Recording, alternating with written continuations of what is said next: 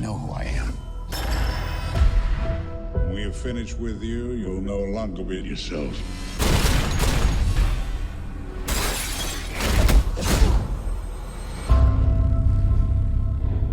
I remember. I remember everything. Remembering everything doesn't mean you know everything. Tell me.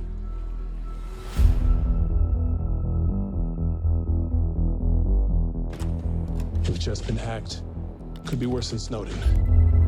Facial recognition got a hit. Jesus Christ, that's Jason Bourne. Why would he come back now?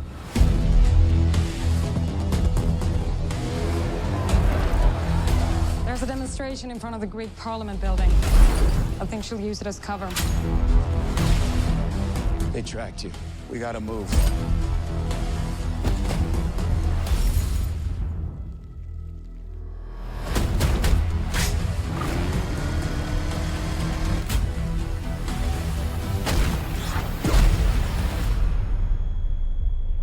He's seen things. He knows things. What if he's not coming for us? What if it's something else? I volunteered because of a lie.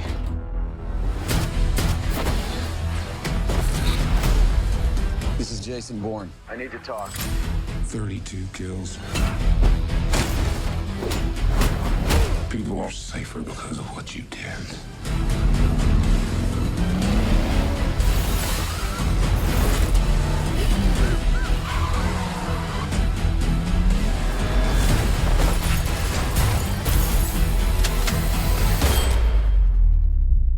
You're never gonna find any peace.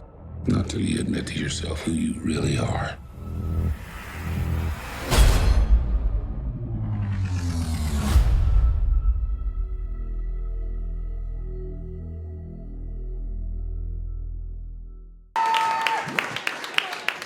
Hey, Matt, I'm Donna. Hi, Donna. I'm Matt.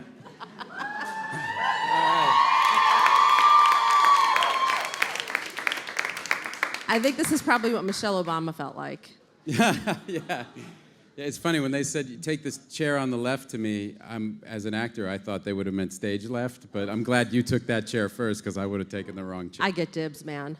So what did it take for you to come back to Jason Bourne? Well, what started it all actually was just people coming up over the years and saying that, when are you going to do another one? And we really love this. And I think, it was happening to Paul Greengrass over in England, and it was happening to me here. And I think just in aggregate, people coming up year after year kind of humbled us to the point where we went, it's really cool to have an audience that really wants something. And I've certainly made movies where, that didn't find an audience. So you've interviewed me for a bunch of those. Well, I like them all, so you know what? That's what matters. Thank you. That's Come a on. very diplomatic thing to say. Well, how did you and Paul come up with the story? Because I know you've always said, every time I've talked to you, you're like, unless he comes back, it's not happening. Yeah. Well, once we decided, all right, let's try in earnest to see if there is something there, we made a list of things that were different today from 2007 when the Bourne Ultimatum came out, and that was just mind-boggling. Like, that was really incredible. We forget because it was, so much has changed in such a short time. George Bush was the president in 2007. It was before the financial collapse. It was before these social media companies existed, or they were just kind of in their nascent stages, and now they're unbelievably powerful and everywhere. And just right on down the line, suddenly we were looking at like this whole different landscape to run the character through, and we went, all right, there's definitely enough to, I'd want to know what Jason Bourne thought of this whole world and how he kind of survived in it. So. Well, and he survived off the grid, which is how the movie opens. You're fucking ripped. Well, not anymore. I got my dad bod back, How did you get in shape for this? A question you haven't been asked at all in this press tour. No. Well, unfortunately, like, I'm waiting. I've talked to people they are trying to develop a pill that, that I'm serious. And believe me, I'm first in line to take that thing when it comes out, because still there's no real shortcut to doing that. It's just, and especially I'm 45 now, it's much, much harder to do. I was 29 when we started doing these movies, and life is obviously different at 29 than it is after 40. And so yeah, no, it's just a lot of work. And then the worst part is the diet. Like, you can't really eat anything that you want to actually eat. So, food your relationship to food just totally changes, and not in a good way. As in, like, it's just sustenance. Yeah, it's like, all right, I'm putting this in so that I can accomplish this, and I'm not really going to enjoy it. Who came up with the idea of Bourne being a bare-knuckle boxer, and what was your response to that? You were like, damn it, now I have to lose more weight. Well, that was Paul and Chris Rouse, who edited all 4 movies and who co-wrote this with Paul. They wanted his kind of outer life to mirror his inner turmoil, and it would be so kind of arresting to see this guy have kind of wound up there. I mean, the thing was, like, we had a happy ending for the Bourne Ultimatum, but if you're going to bring the character back, you, I think, have to assume that 5 minutes after he swims away off into the sunset, things start going horribly wrong for him again, and so you have to find him in a dark place, or there's not really a story to tell. If he's like, going to Soul Cycle and like, he's like, I'm taking a couple classes at the new school, and I don't know, things are fine. There's not much of a movie there, so we had to start him in a dark place, and also, I mean, to be fair, all of these movies really center around this character's kind of deep, kind of intense need to know something about himself, and so you need that personal journey for him to go on. It can't just be that he's being chased. And so much of the movie deals with, government, what do you want to call it, oversight, control, interference, and the dangers of having so much information out there on social media. You're not on social media. Why is that? Those very reasons? No, it's actually much more innocuous than that. I just, I'm so busy, and I'm in touch with, I don't feel the need to be in touch with more people. I barely have time for my friends as it is, and but that's the key. That's another big thing that that whole concept, that whole argument of privacy versus security. That was not something we were thinking about at all in 2007, and these digital lives and the implications of these digital lives we have, and who's privy to that information, and what does that mean for our democracy, and all of that stuff that kind of came to light after Edward Snowden and after those revelations. It's just kind of the central debate that's kind of animating everything right now, and it didn't exist, at least for, I think, in the zeitgeist in 2007 at all. No. What interview did we do in 2007? Was that hereafter? No, that was later. It would have been Bourne Ultimatum. Okay, yeah, it definitely didn't exist. Why were you so adamant about doing this with Paul again? Well, I mean, I just I can't imagine doing it with anyone else. I mean, I always said that it would be Paul or Doug Liman who directed The Bourne Identity. I mean, those two guys really, I feel, understand this franchise better than anybody, and it felt like, I don't know, I wouldn't want to resurrect it without. I mean, what was great was it was Paul, and it was Chris Rouse, and it was Frank Marshall, and it was all of these people who had worked on this, and we started doing these things 16 years ago, and it's a big part of our lives, and so we needed to have like a certain number of those kind of creative voices there. The first Bourne, when it came out, I mean, I think it caught everyone by surprise by how well it did, how well it was received. How has it changed your career when you look back? It's kind of incalculable. I mean, I had 2 movies that had kind of failed at the box office right before it, and The Bourne Identity had all the signs of being a movie that wasn't going to work because we were over budget and over schedule, and we came out, it was delayed. We came out much, much later, I think almost a year later than we were supposed to. And as a rule, the studio's not going to carry a movie for a year. I mean, they're paying the interest on all that money. Like, that's a really bad sign. And but we kept working on it, and Doug was tenacious, our director, and Tony Gilroy and Frank Marshall, and everybody just kept plugging away at it. And I mean, I remember I used to have people over to my house because we had like an hour and 15 minutes of an excellent movie, and I would just invite friends over, and I'd show them the first hour and 15 minutes, and then I'd be like, so what do you think should happen next? It didn't actually work ultimately. I think Tony just figured something out, but it really was that thing where we knew we did have something if we didn't give up on it, and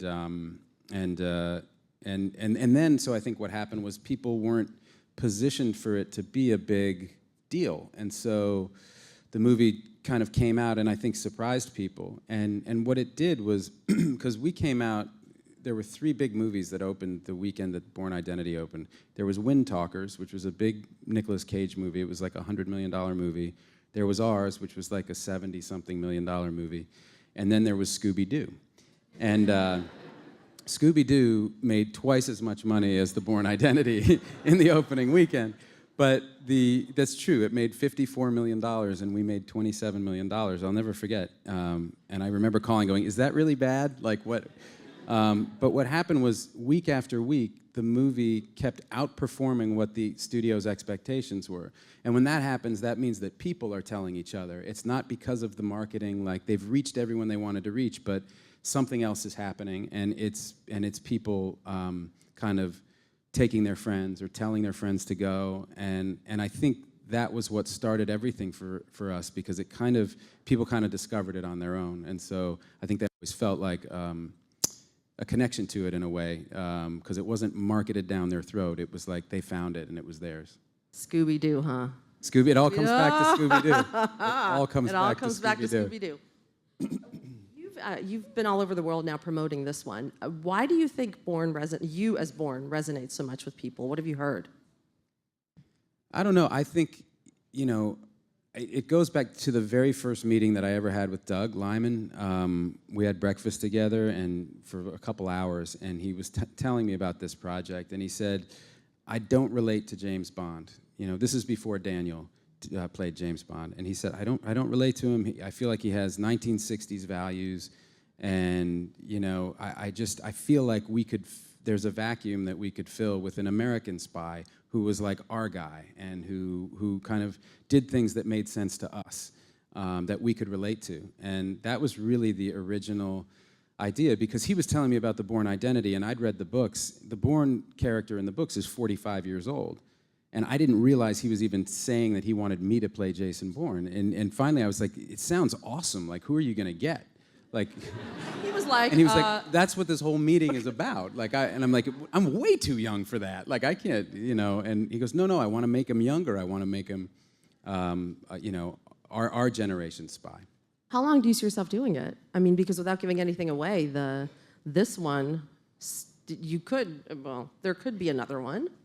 There could. I mean, I don't know. I'm totally at peace with letting it go, and I was before too. And I think it depends on, I think Paul definitely needs a rest. He's going to go away and do other films, and the good news is there's this other whole, the Jeremy Renner Bourne world, which operates on a parallel track. And the Aaron Cross one. The Aaron Cross one. So they don't interfere with each other. So those guys could go do another one.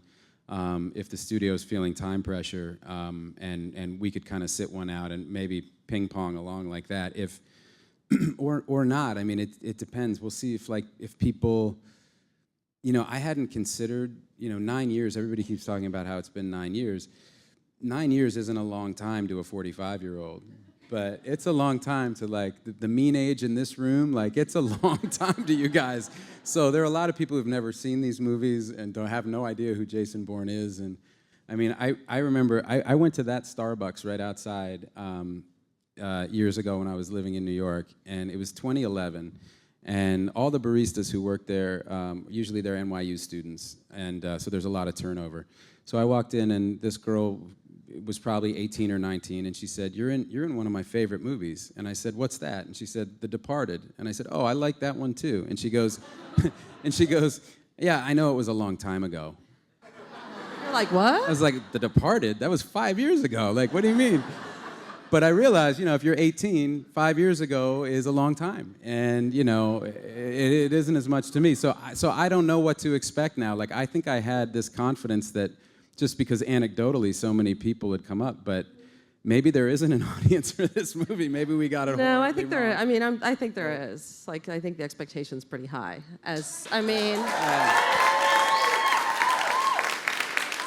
Well, in that case, then I hope we didn't mess it up. So.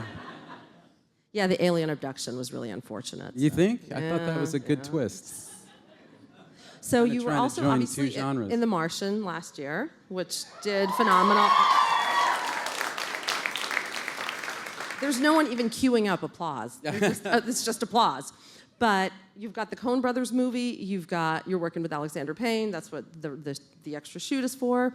You've got the Runner series. Yeah. So how are you choosing your projects now? Basically, get as far away from LA as possible. I'm kidding. Joke. Yeah, no, I mean, I think for the last 15 years, it's been all about who's directing the projects. I'm in the middle of like a 2-year run of work, and I got to go from Ridley Scott to Zhang Yimou, the great Chinese director, to Paul Greengrass to Alexander Payne, and then I'm doing this George Clooney movie that the Coen Brothers wrote. So that's an incredible. I mean, I can't think of 5 filmmakers I'd rather work with than those 5. So everything's going. I just want to spend time doing things that are productive and that I think will be good. Now, what about the Runner? How did you guys develop that? That was an idea we had a long, long time ago, and actually before the technology almost could support it. And now what we're doing through Verizon on their Go90 platform is like doing it directly to the phone. So we're really excited to see if it works. I mean, I think it's a really exciting show. We were championing it. This is before 9/11 in I think 2000 or early 2001. And we had it sold to ABC then, and it was going to be a much different type of production, but it's been with us for a long time. It's a really fun contest, and you can play along with it, and you get these live updates 3 times a day. You get this new content, and I don't know, we think it's really cool, but we'll see. I mean, we'll see what the reaction is to it. It's interesting, these new kinds of content and these new delivery devices, and you're just trying to, figure out new ways to tell stories, that land with people. It's actually really, it's awesome. And I think every time I've spoken to you, you're like, I'm going to direct. Yes. So. I'm going to direct. Okay. I just have to find the right thing. In fact, I've had a couple near misses, and I had one this year with something that I ended up producing, which I'm incredibly proud of. And I commissioned my friend Kenny Lonergan to write it. And Kenny had written a play that Casey Affleck and I did in London in 2002. So he wrote this incredible script, and I just said, Kenny, I can't direct it. You have to direct this. Like, this is a Kenny Lonergan movie, and you really have to do it, and I'll be the lead. And he went, yeah, okay, all right, I'll do it. So then it blew up at Sundance. What's it? And then it blew up at Sundance. Well, yeah. Well, what happened was The Martian, because of when we needed to start shooting, it squeezed our pre-production, so I didn't end up doing the movie, and the next opening I had was 2 years down the line, and I said, I don't want to get in the way of a great movie getting made, but the only person I would ever give this role up to is Casey Affleck, obviously because of our connection and his connection to Kenny, and Casey read it and instantly dropped everything he was doing, and he did it, and he did it so beautifully, and Michelle Williams is in it, and it's really beautiful, and I'm incredibly proud of it, and it comes out in November. It's called Manchester by the Sea, and it's the kind of thing where I'm going to tell my kids when they're older and they watch this movie that that's what their dad did when he had some leverage in this business. That's where he put it, because I'm really proud to be a part of it. But speaking of leverage, you do have a ton of leverage, right? I mean, you get projects greenlit. Yeah, and that's a big, the Bourne movies really gave me that. Like, they put me on a short list that studios would greenlight a movie around, actors that they'd greenlight a movie around, and that just completely changed everything for me because I had access to these directors, and it's I've only become more and more convinced, that it's a director's medium, as we all know, and so it just opened up this whole access to these incredible directors, and that changed the entire trajectory of my career. And between The Martian and Bourne, how much do you think it's cost to save you over the years? I mean, if you tally up the 4 Bourne movies plus The Martian. Yeah, I mean, they spent a fortune on Interstellar, too. I mean, I was way out there on an ice planet. So, no, there was a meme going around. Somebody, I think, tried to figure out it was like $1 trillion or something. Movie dollars. Not like actual real dollars. Not actual dollars. Is there a project in the future that you're super excited about, or something that your production company is developing? There are a few things. I mean, we have an RFK project that I'm really excited about, and then we have just a bunch of stuff we've been developing. And Ben's got his movie Live by Night coming out, which is fantastic. And oh, you got the inside scoop and got to see it? I did. What's your hookup there? Unfortunately, Ben is in the habit of like giving himself the best role in his movies. So like, none of us can work with him. We just have to go see the rough cuts of his movies and give some notes. But it's really good, and he's a hell of a director. How are you guys running the production company? I mean, do you actually go to an office, or is it just... We have an office. You do? We're there very rarely, but we have very capable people there running it. No, we haven't, Jennifer Todd runs our whole world, and she's just a brilliant producer and just a brilliant woman, and we've got, a bunch of great folks and digging up good material and trying to help us develop it. And I know you're a big reader, so what are you reading now? Well, that's a good question. I actually just got the other Robert Caro books on Lyndon Johnson, because Paul Greengrass had given me the 4th one in the series, and it sat on my shelf for like 2 years, and then I finally cracked it and read it and loved it.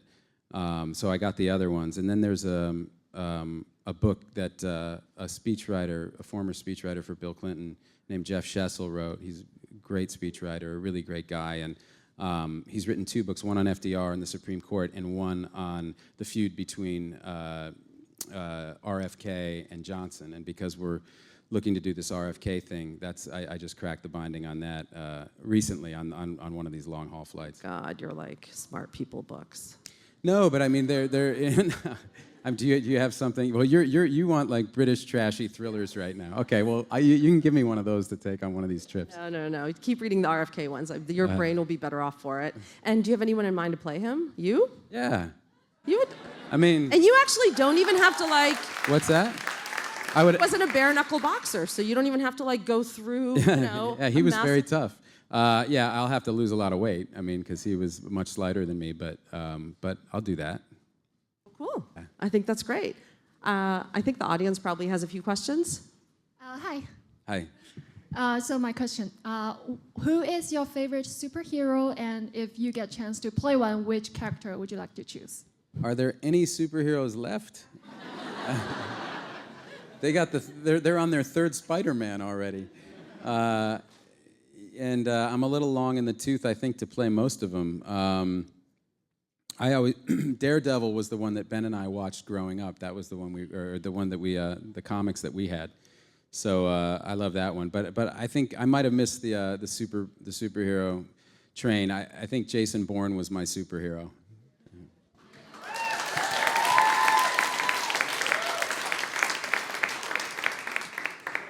Who would win the epic battle, Batman or Bourne?